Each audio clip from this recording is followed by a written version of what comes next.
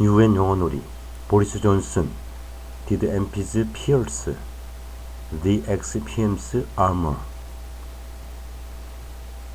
Boris Johnson was questioned about events in Downing Street during the COVID lockdown and his subsequent statements to MPs for around 3 hours on Wednesday. But in the marathon session, there were several key moments which cut straight to the heart of the committee's remit to find out whether the former Prime Minister deliberately misled the House of Commons, passing drinks. Some photos of Boris Johnson at gatherings in number 10 were published in Sue Gray's report. Asked what mitigations were put in place at number 10 events, Mr. Johnson says efforts were made to avoid physical contact and we didn't pass stuff to each other if we could possibly avoid it. Harriet Harman, the Labour chair of the committee, jumped in to point out that the committee had seen photos that show staff passing drinks to each other. Mr. Johnson replied, "This is guidance, and I'm not going to pretend that it was enforced rigidly. But that's explicitly what the guidance provides for." Analysis. Mr. Johnson has maintained he acted on advice of his trusted officials. But he now says while he had been assured that the rules had been followed at the December 2020 press office Christmas party, which he didn't attend, he had not been assured about the guardians. He maintains that when the senior civil servant Martin Reynolds told him whether it was realistic to argue all guidance had been followed at all times, which he did subsequently claim in the Commons, Mr. Reynolds was simply referring to the difficulty in maintaining perfect social distancing in number 10. Miss Harman may, though, have pierced the Johnson armor when she interjected with a question about behavior at a November leaving do. When she said people had been passing drinks to each other, the ex-PM said he was not saying guidance was enforced rigidly, so why subsequently tell MPs that guidance had been followed completely and at all times? What would you have said at a press conference? MPs referenced the cautionary advice on the podiums at COVID press briefings. Conservative MP Sir Bernard Jenkins also asked Mr. Johnson whether he would have said it was okay for organizations to hold unsocially distanced farewell gatherings in the workplace during his COVID press conferences. Mr. Johnson said he would have said it was up to organizations to decide how they are going to implement the guidance, amongst which is social distancing.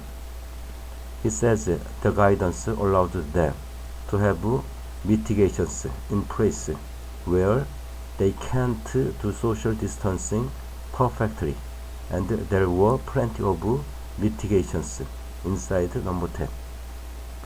Mr. Johnson didn't sound at his most confident when he suggested it was up to organizations themselves to interpret social distancing guidelines. This was an important question because he had stressed the need for social distancing time and again at press conferences with podiums emblazoned hands, face, space.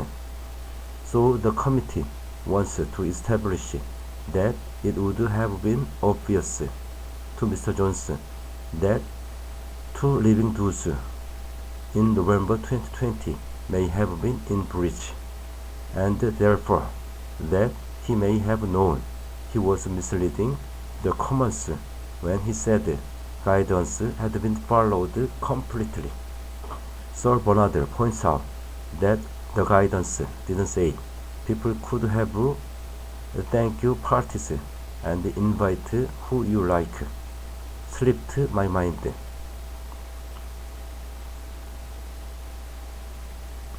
Boris Johnson was fined for attending this birthday gathering in the cabinet room in 2020. Labour's Yvonne Fauvergue asked Mr. Johnson whether he had reflected on the June 2020 birthday gathering, which he was fined for attending, before he later told the Commons that COVID rules and guidance had been followed at all times. Mr. Johnson replied, "No, I didn't, and that's because it was a long time ago. I'm afraid it had entirely slipped my mind, and I thought it was a completely innocent event. It was a very brief event." The committee is exploring again whether it was obvious to the former Prime Minister that guidance was being breached because it was attended by his wife, son, and briefly his interior designer, and that they did not need to be there for work purposes. Why worry about optics? When asked about written evidence given by Lee Cain, his former communications director, expressing concerns about a drinks event in the number 10 garden in May 2020, Mr. Johnson said Mr. Cain had been concerned about the optics, not about the rules. Following up, Ms. Fauvergue then asked if the event had been within the rules. Why was he concerned about the optics? To this, Mr. Johnson said he thought Mr. Cain was concerned about the impression that people might gain if they looked over the garden wall, and thought that we were doing something that other people weren't allowed to do. This could be a significant moment. The PM said that the Bring Your Own Booze gathering in May 2020 was a work event and reasonably necessary for work purposes. But in an email, his then communications chief, Lee Cain, warned of the comms risk.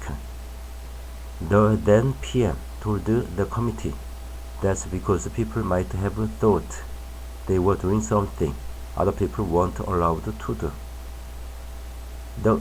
The committee may suggest that this response demonstrates that the question of whether the event was compliant must have crossed his mind.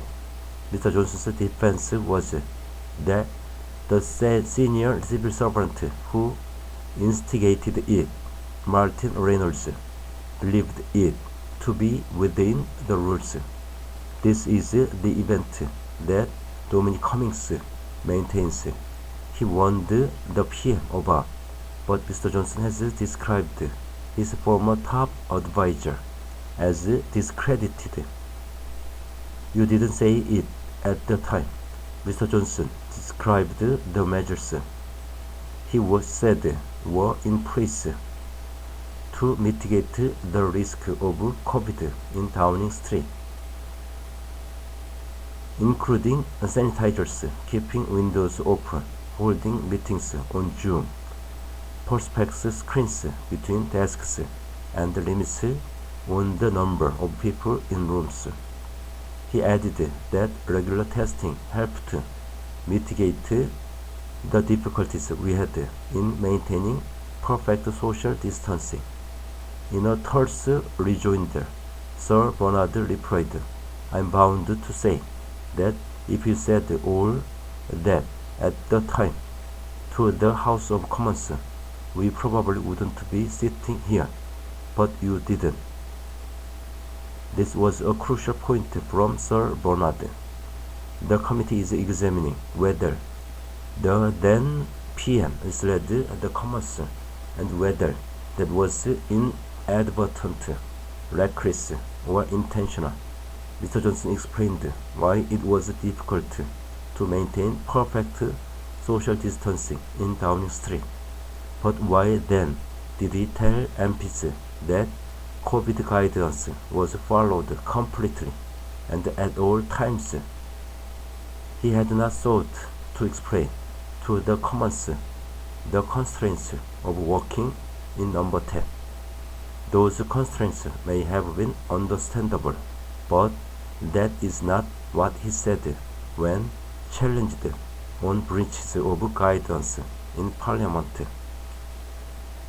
The rules at the time in question allowed for 1 meter social distancing with mitigations. Mr. Johnson suggested mitigations such as screens were in an adjacent room and a living room he attended in a vestibule had been impromptu. However, Mr. Johnson's overarching defense is that he believed he hadn't breached the rules, so demolishing any suggestion that guidance wasn't flouted doesn't in itself prove that he thought he was not telling the truth to MPs. Name an official. Conservative MP Alberto Costa asked Mr. Johnson to name the officials the former Prime Minister said in his written evidence had given him assurance about events that turned out to be wrong. After initially saying he couldn't, Mr. Johnson says, "There is at least one advisor I can think of, but they had asked the committee not to be named." Mr. Johnson then agreed to a request from Mr. Costa to provide the committee with the answer in writing after the hearing, but he added he was advised by different people on different occasions that the rules had been followed. The committee is proving on Mr. Johnson's assertion that he got repeated assurances that there was no rule breaches. If it appears that the PM hadn't sought advice widely, the committee might contend that he was reckless in claiming rules and guidance were followed at all times.